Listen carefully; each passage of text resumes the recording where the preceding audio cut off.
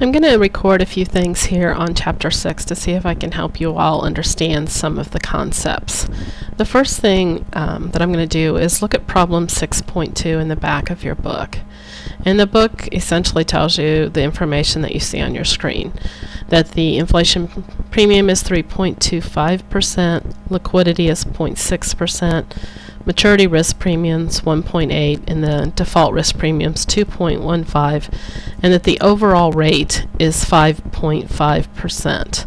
And it asks you what would the real rate of interest be, the R star number here that's blank. And this is a little bit of a trick question because it's a treasury bill, it's a government bill.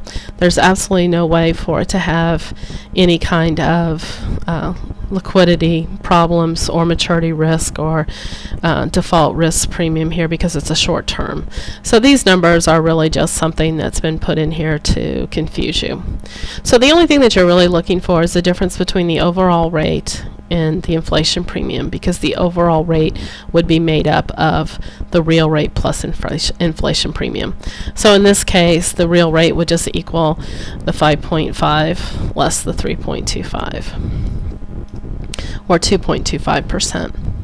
We could then take the problem just a step further and keep the numbers the same and say, well, what if we were dealing with a longer term note, but it had the same information? So if we said that this information would pertain to something that was non-governmental and it had the same items, then we would just add them all together. So I'm just going to add them in here. And so in that case, then if we summed up the 5 numbers, we would say the rate would be 10.05%.